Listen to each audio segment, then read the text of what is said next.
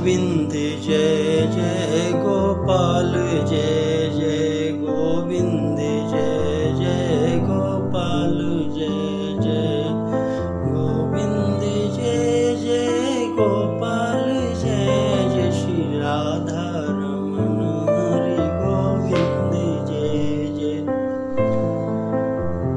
गजाननं भूतगणाधिसेवितं कपित्थजं फलचारुभक्षणं उमासुतं शोकविनाशकारकं नमामि विघ्नेश्वरपादपङ्कजं।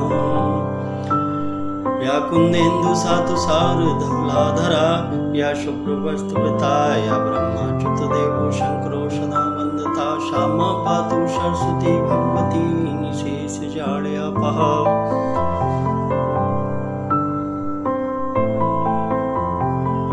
सभी मित्रों को आज का जय श्री कृष्ण जय श्री सीताराम। मित्रों, भगवान की कथाएं अनंत है। भगवान की कथा का विस्तार बहुत अधिक है, उसे कहा नहीं जा सकता है। आज आपसे चर्चा है। माता पार्वती जी भगवान शंकर से कहती हैं कि हे नाथ, भगवान अवतरित क्यों होते हैं।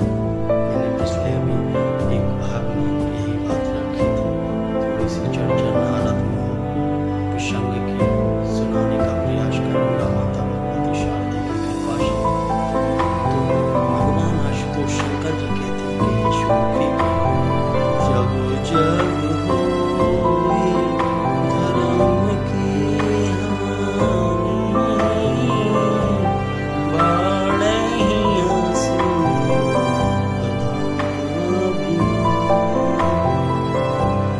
जब जब धर्म की हानि होती है और दुराचारियों का, निशाचरों का बहुत अधिक बोलबाला पृथ्वी हो जाता है और कहे करें अनीति जाहे नहीं बरनी, जब वो ऐसी अनीति करते हैं, बहुत अधिक पापाचार दुराचार के द्वारा घोर अनीति करते हैं, तब समय जो है भगवान विविध तरह से अपना रूप धारण करते हैं। तब तब धरे प्रभु विविध शरीरा, मारहि निश्चर हरे सज्जन पीरा।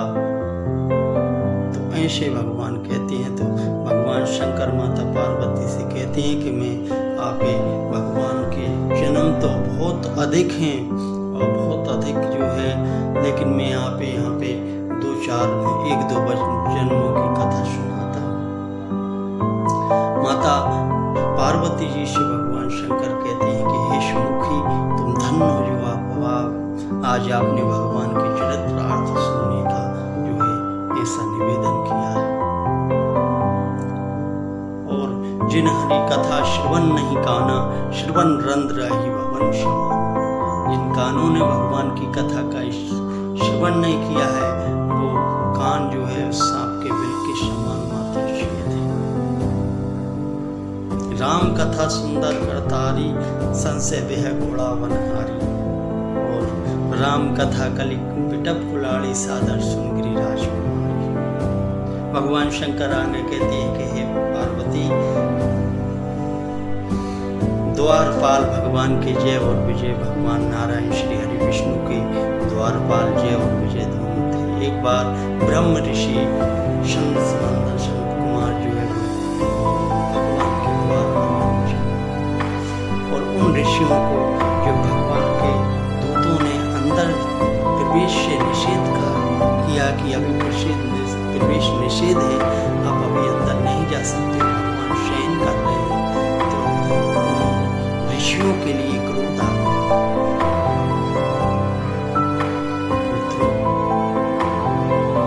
चारों ब्रह्म ऋषियों ने जो हमेशा 4 वर्ष के रहते हैं, उन्होंने जो है जय और विजय दोनों को श्राप दे दिया और कहा कि आप हमें मना कर रहे हो भगवान के दर्शन से, आप जाओ 3 जन्म तक राक्षस हो।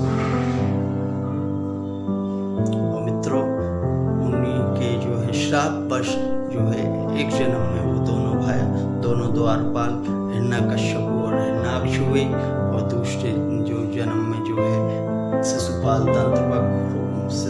और दंतवक्र हुए। और फिर एक जन्म में जो है द्वापर में शिशुपाल दंतवक्र हुए और त्रेता में रावण कुंभकर्ण हुए।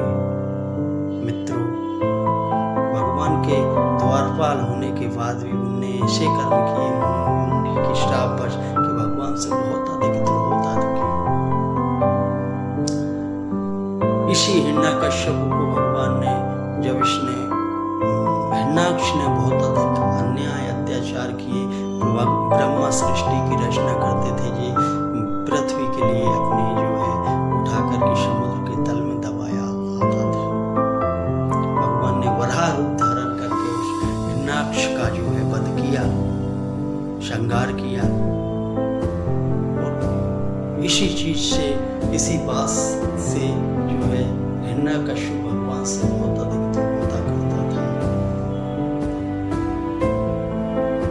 मित्रों, जब हिरण्यकश्यप तपस्या करने गया था तो एक बार एक तोता ने जो है नारद जी ने किसी के लिए भेजा कि ये तपस्या करेगा तो दुख पाएगा, वरदान मांगे तो कोई पक्षी बन के किसी ने जाके पक्षी बन के वहाँ पे जहाँ पे ये तप कर रहा था उस स्थल पे जाके नारायण नारायण नारायण बोल दिया।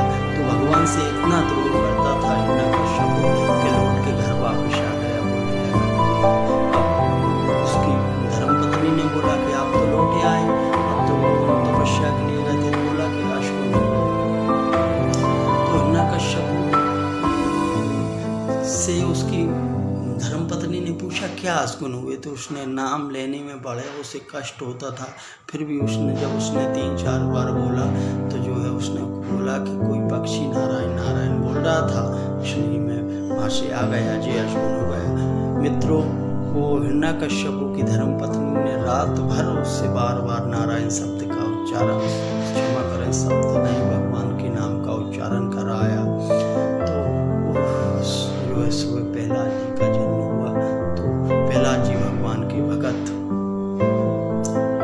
और फिर जो है उसने प्रहलाद जी पे बहुत अधिक जो है अत्याचार किए, उन्हें पहाड़ से फेंकवा दिया, नदी में फेंक दिया, हाथी के पैरों तले कुचलवाने का प्रयास किया, उसकी बहन होलिका की गोद में रखवाया और बहुत अधिक अत्याचार किए। तब भगवान ने नरसिंह रूप धर के उसका संहार किया। यहाँ पे फिर बता दूं कि कथा में माता पार्वती भगवान की जो है अवतरण के हेतु पूछ रही थी, तो भगवान शंकर उन्हें जी बता रहे हैं। एक बार जलंधर किसी से नहीं मर रहा था, भगवान शंकर से युद्ध में जलंधर नहीं मर रहा, युद्ध में परास्त होने में बड़ी कठिनाइयाँ आ रही थी। तो भगवान जो है उसकी, क्योंकि उसकी जो धर्मपत्नी थी वो बहुत अधिक पतिव्रता स्त्री थी, तो भगवान उसके घर पे गए चल करके और जलंधर बन के उसका पति युद्ध में जाता था, तब तक वो गर्म तेल की कढ़ाई में बैठ के पति का ध्यान करती थी, तो उसको परास्त नहीं कर पाता था उसे। तो उस जो है भगवान उसके यहाँ जलंधर बन के गए घर पे, तपस्या कर रही थी, वहाँ से निकल के बाहर आ गई।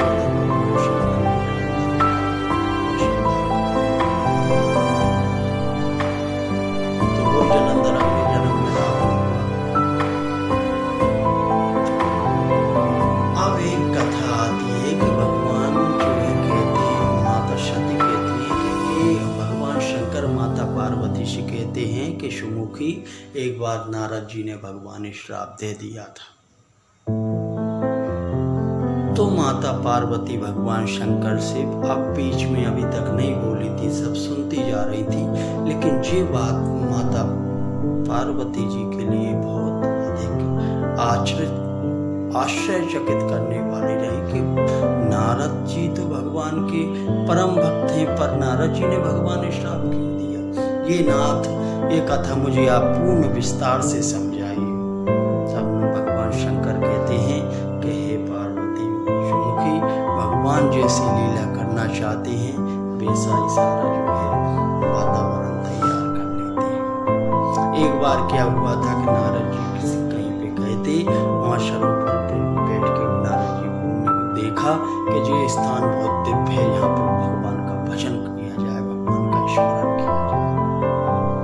तब जो है वहाँ पे कामदेव इंद्र आदि देवताओं ने पहुंचाया कि नारद का जो है ध्यान भंग करो, तो कामदेव आया, परास्त होकर चला गया।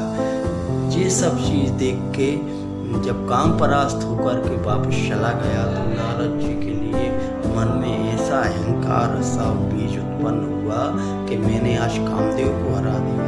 और नारद जी वहां से उठ के अपनी वीणा लेके नारायण नारायण श्रीमन नारायण नारायण